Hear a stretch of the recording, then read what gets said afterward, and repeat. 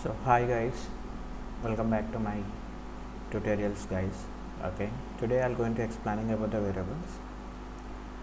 Okay, before going to the section, we have to subscribe my channel and please support my channel.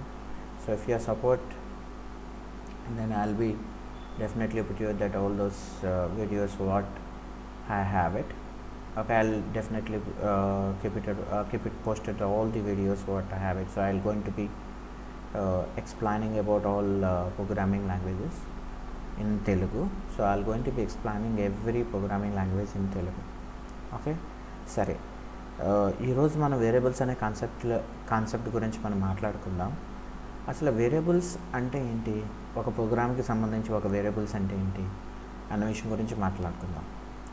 కామన్గా as a programmer, so మీరు ఒక programmer అవ్వాలి అని situation ఉన్నప్పుడు మీరు programmer ఎందుకు అవుతారు, అసలు ప్రోగ్రామర్ ఏం చేస్తాడు అంటే అతనికి ఒక లాజిక్ థింకింగ్ ఉంటుంది. అంటే ఇప్పుడు నేనే ఉన్నాను అనుకోండి, సో నేను ఏదైనా ఒక రెస్టారెంట్కి వెళ్ళాను, లేదా ఒక టీ షాప్కి వెళ్ళాను, లేదా ఏదైనా ఒక రెస్టారెంట్కి వెళ్ళాను అనుకోండి. సో రెస్టారెంట్కి వెళ్ళిన తర్వాత రెస్టారెంట్లో నాకు కావాల్సిన ఫుడ్ ఆర్డర్ చేసి నేను తినేసిన తర్వాత బిల్ అడుగుతాను. బిల్ అడిగినప్పుడు వాడు కంప్యూటరైజ్డ్ బిల్ ఇచ్చి ఇది ఎంత బిల్లు కట్టమంటాడు. మరి ఆ కంప్యూటరైజ్డ్ బిల్ ఎలా వస్తుంది, how it is happened. So అది ఎలా వస్తుంది అంటే దానికి ఒక అప్లికేషన్ డెవలప్ చేసి ఆ అప్లికేషన్ హార్డ్వేర్లో ఇన్స్టాల్ చేస్తారు. సో ఆ అప్లికేషన్ వల్లే మనకి ఏమవుతుందంటే బిల్ వస్తుంది.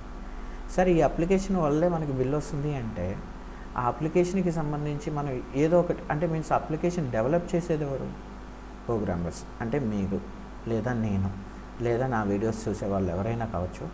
అంటే వాళ్ళ ప్రోగ్రామ్ యొక్క ఇంటెన్సిటీ తెలుసు కాబట్టి వాళ్ళ ప్రోగ్రామర్ ఏం చేస్తారు అంటే ఇప్పుడు ఒక అప్లికేషన్ డెవలప్ చేస్తాడు, ఒక యూజర్ ఇంటర్ఫేస్ని డెవలప్ చేస్తాడు. ఎండ్ యూజర్కి అంటే అప్లికేషన్ వాడుకునే యూజర్కి ఎటువంటి విషయం తెలియదు. అంటే ఏం చేశాడు, లోపల ఏం చేస్తాడు అనే విషయం ఎవరికి తెలియదు, వాటికి తెలియదు. మీరు ప్రోగ్రామ్ డెవలప్ చేశారు కాబట్టి మీకు మాత్రమే తెలుస్తుంది. సరే, ఇప్పుడు ఎండ్ యూజర్ అనేవాడు ఏం చేస్తాడంటే వాడికి కావాల్సిన ఇన్పుట్స్ని ఇస్తాడు. ఆ ఇన్పుట్స్ని మనం క్యారీ చేసి అప్లికేషన్లో రన్ చేయాలి. మరి ఆ ఇన్పుట్స్ని తీసుకోవడానికి ఎవరో ఒకరు ఉండాలి కదా. So you have something guy కదా. సో ఆ గాయ్ పేరే వేరియబుల్స్. సో వేరియబుల్స్ అనేవి taking the inputs and processing the data one statement to another statement, or it is giving the output also. Input తీసుకోవడానికి వేరియబుల్స్ ఎలాగైతే వాడతామో అదేవిధంగా output ఇవ్వడానికి కూడా వేరియబుల్స్ వాడుకుంటాం. Okay, that is the point. కానీ ఒక విషయం చెప్తాను, మీరు వేరియబుల్ అనే కాన్సెప్టే లేకుండా మీరు ఎటువంటి ప్రోగ్రామ్ చేయలేరు. No, we can't do it. మీరు ఏమి చేయాలన్నా సరే కంపల్సరీ వేరియబుల్స్ ఉండాల్సిందే.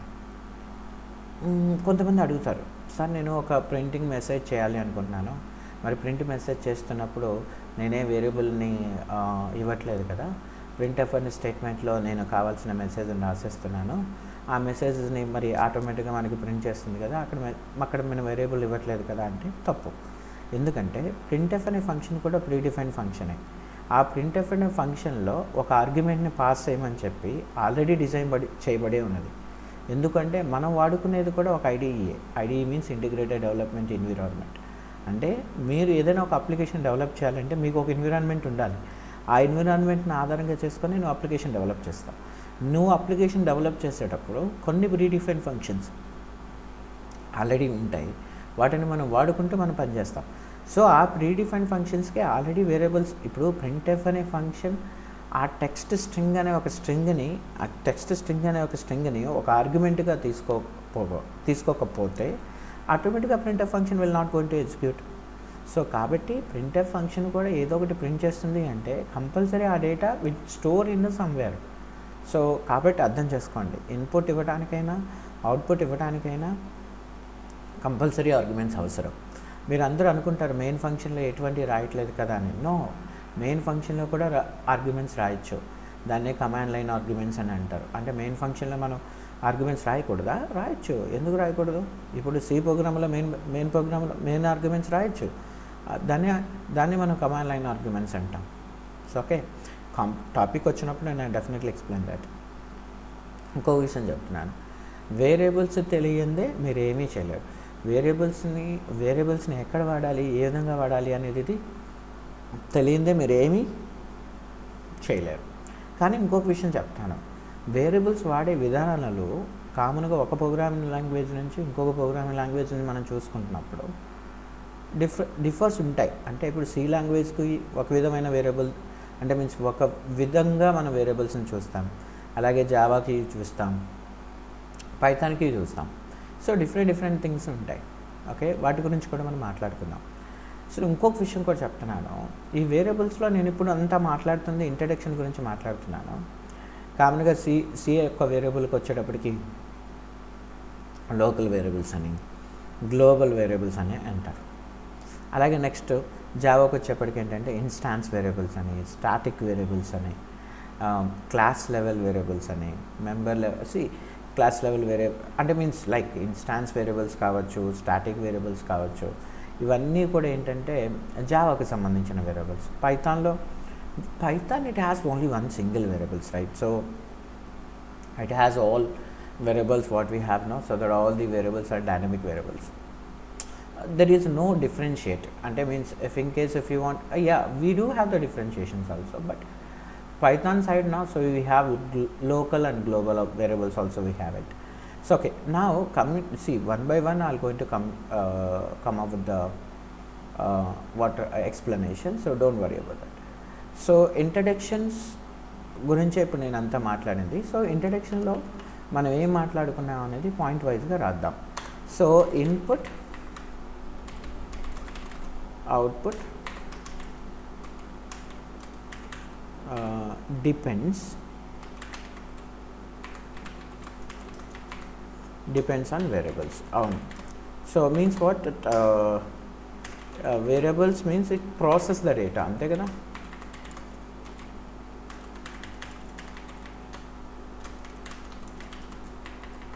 From input to output.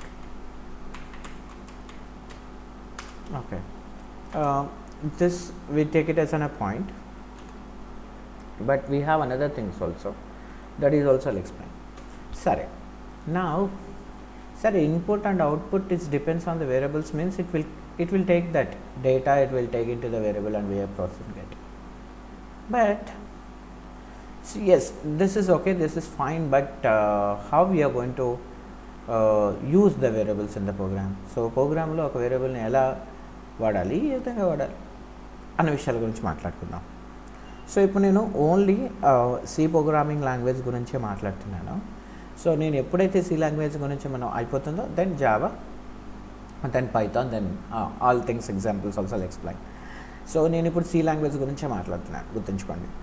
So ఇప్పుడు సి లాంగ్వేజ్లో ఫస్ట్ అసలు వేరియబుల్ని డిక్లేర్ చేయాలి అంటే, లేదు ఒక వేరియబుల్ని ఇనిషియలైజ్ చేయాలి అంటే ఏంటి అసలు, డిక్లరేషన్ అంటే ఏంటి, ఇనిషియలైజేషన్ అంటే ఏంటి? సో డిక్లరేషన్ అంటే ఏంటంటే ఒక సింటాక్స్ చూద్దాం. డిక్లరేషన్కి సింటాక్స్ ఏంటి అనేది చూద్దాం. డిక్లరేషన్ అంటే ఏంటంటే that variable can able to take any data by any point of time. So that is what the declaration అంటే. డిక్లరేషన్ చేయటం వల్ల ఉపయోగం ఏంటంటే ఆ వేరియబుల్లోకి డేటాని ఎప్పుడైనా పంపించుకోవచ్చు. So that is a possibility we have it. Okay, initialization అంటే ఏంటంటే ముందే ఆ వేరియబుల్కి ఏదో ఒక డేటాని అసైన్ చేస్తాం. అసైన్ చేసినంత మాత్రాన తర్వాత మళ్ళీ ఆ డేటాను మార్చుకోలేమా అంటే మార్చుకోవచ్చు, మార్చుకోలేమని కాదు. ఓకే, కానీ డిక్లరేషన్ చేసేటప్పుడు మీరు ఏదైనా ఒక వేరియబుల్ని డిక్లరేషన్ చేస్తే ఆటోమేటిక్గా ఆ వేరియబుల్ డిక్లేర్ అయిపోతుంది. కానీ డిక్లేర్ అయ్యేటప్పుడు మనకు ఒక పర్సన్ పనిచేస్తాడు, వాడే కంపైలర్. కంపైలర్ ఏం చేస్తాడు అంటే once we declared any variable, so that declaration is going to be declaration యొక్క ఎవరు తీసుకుంటారో ఆ రెస్పాన్సిబిలిటీ ఎవరు తీసుకుంటారు అంటే కంపైలరే. ఇనిషియలైజేషన్ అయినా కంపైలరే తీసుకుంటుంది. కానీ కంపైలర్ ఏం చేస్తుంది అంటే, for suppose we declare like this, int x is an identifier, but we declare that this is a variable, but this variable is taking the data of the input, but this x is going to be taking something memory also. ఎందుకో చెప్తా. ఇప్పుడు X అనే వేరియబుల్లో declaration మాత్రమే చేసావు, కానీ దాంట్లో ఎటువంటి value లేదు. అంటే దీనికి అర్థం ఏంటి అంటే ఎక్స్ అనే యొక్క వేరియబుల్కి మెమరీ అనేది ఎలోకేషన్ అవ్వదని కాదు, మెమరీ అనేది ఎలోకేషన్ అవుతుంది విత్ గార్బేజ్ వాల్యూతో. గుర్తుంచుకోండి. ఓకే, ఏ సి టైప్ ఆఫ్ డిక్లరేషన్ అయినా కంపల్సరీ మెమరీ ఎలోకేషన్ అవుతుంది, ఆ మెమరీలో గార్బేజ్ వాల్యూ ఉంటుంది. కానీ మిగతా ప్రోగ్రామింగ్ లాంగ్వేజెస్కి అలా కాదు. జావాలో కానీ పైథాన్లో కానీ అసలు పైథాన్లో డిక్లరేషనే ఉండదు, బట్ జావాలో డిక్లరేషన్ చేస్తే ఆటోమేటిక్గా బై డిఫాల్ట్ వాల్యూస్ వస్తాయి. 0 అని 0.1 అని అలా వస్తాయి. ఓకే, అంటే డిఫాల్ట్ వాల్యూస్ ఉంటాయి మిగతా ప్రోగ్రామింగ్ లాంగ్వేజెస్కి, బట్ సి ప్రోగ్రామింగ్ లాంగ్వేజెస్కి డిఫాల్ట్ వాల్యూస్ ఉండవు. కానీ ఇక్కడ ఇంకొక విషయం కూడా ఉంది. ఇప్పుడు ఇది డేటా, ఇది ఏంటంటే it is nothing but water friend. ఇప్పుడు మనం డేటా, దీన్ని డేటా టైప్ అంటాము, తర్వాత ఐడెంటిఫైయర్ వాడతాం. డేటా టైప్ అంటారు, తర్వాత ఐడెంటిఫైయర్ వాడతాం. అది డిక్లరేషన్ సింటాక్స్. ఇక్కడ డేటా టైప్ అంటే ఏంటి, ఇది కూడా మళ్ళీ గుర్తుంచుకోవాలి. సో డేటా టైప్ అంటే ఏ టైప్ ఆఫ్ డేటాని ఆ యొక్క వేరియబుల్లో క్యారీ చేస్తున్నాం అనేది కూడా ముందే చెప్పాలి. ఇంట్ అంటే ఇంటీజర్స్ అంటాం. ఇంటీజర్స్ అది పాజిటివ్ కావచ్చు, నెగిటివ్ కావచ్చు, ఏదైనా కావచ్చు. సో ఏదైనా సరే వాల్యూ తీసుకుంటుంది. కానీ ఇంకొక విషయం కూడా చెప్తాను, అది పాజిటివా నెగిటివా అనేది కూడా కంపైలర్కి చెప్పాలి. నువ్వు పాజిటివా నెగిటివ్ అనేది కంపైలర్కి చెప్పకపోతే అది ఆటోమేటిక్గా పాజిటివ్ నెగిటివ్ బోత్ తీసుకుంటుంది. ఇప్పుడు ఫర్ ఎగ్జాంపుల్, ఇప్పుడు నేను ఇంట్ ఎక్స్ అని పైన ఉన్న ఎగ్జాంపులే చూడండి, ఇంట్ ఎక్స్ అని రాశాను. సో ఈ ఎక్స్ అనేది ఏ టైప్ ఆఫ్ వాల్యూస్ని తీసుకుంటుంది, పాజిటివ్ తీసుకుంటుందా, నెగిటివ్ తీసుకుంటుందా? రెండు తీసుకుంటుంది. ఎందుకంటే బికాస్ ఇట్ ఈస్ సైన్డ్. దీన్ని సైన్డ్ ఇంటీజర్ అంటారు. మీరు ఏమీ పెట్టకపోతే సైన్డ్, ఏమీ పెట్టకపోతే, ఏమన్నా పెట్టాలి అనుకుంటే పెట్టండి. అది ఫర్ ఎగ్జాంపుల్ ఇలా రాసినా కూడా తప్పు కాదు. సి ప్రోగ్రామింగ్ లాంగ్వేజ్లో సైన్డ్ ఇంట్ ఎక్స్ ఇలా రాసినా తప్పేం కాదు, అలాగే ఇంట్ ఎక్స్ అని రాసినా తప్పేం కాదు, అది ఆటోమేటిక్గా సైన్డే. కానీ ఇంకొక విషయం చెప్తాను. ఇప్పుడు ఇది నేను డేటా టైప్ గురించి మాట్లాడుతున్నాను, గుర్తుంచుకోండి. సో ఒక డేటాని ఒక వేరియబుల్లో మనం పెట్టుకునేటప్పుడు ఏ టైప్ ఆఫ్ వేరియబుల్ పెట్టుకుంటున్నాము ఏంటి అనేది కూడా తెలియాలి కదా. So A type of data పెడుతున్నాం అనేది కూడా తెలియాలి, అలాగే ఎంతవరకు డేటాని మనం పెట్టగలం అన్న విషయం కూడా తెలియాలి. సో అందుకోసం నేను ఈ విషయం చెప్తున్నాను. సో ఇది సైన్డ్ ఇంటీజర్ అంటే ఏంటంటే it will allow that positive negative both. అలాగే we do have another thing, that is unsigned also we have it. Unsigned means what? It allows only positive values. గుర్తుంచుకోండి. ఇప్పుడు ఇది ఎక్స్ అనే variable signed అంటున్నాను, ఇది X అనే variable unsigned అంటున్నాను. ఇది సైన్డ్ కాబట్టి positive and negative both will take it, but unsigned means it is always take only positive. But ఇంకొక మీనింగ్ చెప్తాను. సార్ మరి బాగానే ఉంది, ఇక్కడేమో సైన్డ్ చెప్పావు బాగానే ఉంది, సైన్డ్ అంటే పాజిటివ్ నెగిటివ్ అన్నావు, బట్ ఎంత? But here it depends. C ఇప్పుడు if you are using the integer data type it takes that 2 bytes of memory. గుర్తుంచుకోండి, 2 bytes ఆఫ్ మెమరీ అనేది 32-bit ఆపరేటింగ్ సిస్టమ్ మాత్రమే. If you go with the 64-bit operating system then it is 4 bytes. గుర్తుంచుకోండి. So but ఇంకొక విషయం చెప్తున్నాను, it is varies from IDE to IDE.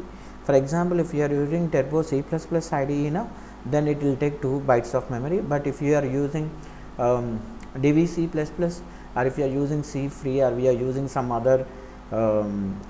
other IDEs now, it will take 4 bytes of memory. Even if it is 32-bit also, it will take 4 bytes. So but as per the rule is what? As per the 32-bit now, so it will take 2 bytes of memory. As per the 64-bit now, so it will take 4 bytes of memory. గుర్తుంచుకోండి. So if it is 32-bit, 2 bytes means what? 65,536. So that is what the value of it. Okay. Alage if you are division of it now, so then we'll get the answer. Okay. But here it will get it what, friend? 65,535 only, because it will start from 0 to 65,535. But it is division of 2 kada, so it means that 0 to 32,000 0 to 32,767. So 67, I think so, it is 67, and it is a positive value, I think so. Negative value will start at minus 1 to, and it will start at 32,768. So this is what sign, it is a sign. But ఇంకొక విషయం చెప్తాను sir, మరి ఇంతకంటే ఎక్కువ value ఇచ్చామనుకోండి, ఇంతకంటే ఎక్కువ value అంటే means limitation చెప్పాను పాజిటివ్ నెగిటివ్కి, ఇంతకంటే ఎక్కువ వాల్యూస్ ఇచ్చామనుకోండి. సో ఇప్పుడు సి ప్రోగ్రామ్ తీసుకోదా? ఎందుకు తీసుకోదు? తీసుకుంటుంది, కన్ఫామ్ తీసుకుంటుంది. కానీ ఏంటంటే ఇచ్చిన వాల్యూ రాదు, గర్బేజ్ వాల్యూ వస్తుంది. సో అదేంటి అనేది కూడా ఒక చిన్న ఎగ్జాంపుల్ చూద్దాం, అప్పుడు మీకు ఈజీగా అర్థమవుతుంది what I trying to explain to you. So ఇప్పుడు నేను నా కంప్యూటర్లో నాకు ఆల్రెడీ టర్బో C++ ఉంది, అలాగే విజువల్ స్టూడియో కూడా ఉంది. దానికంటే ఇది బాగుంటుందన్న ఉద్దేశంతో ఇదే చెప్తున్నాను నేను. So file new, and here I going to save this one with he identity, that variable, so .c, okay, saved it. Here void main function I'm using,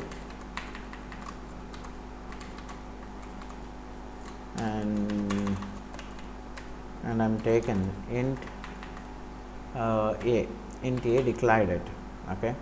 But here when you are declaring it now, so it will take that value, but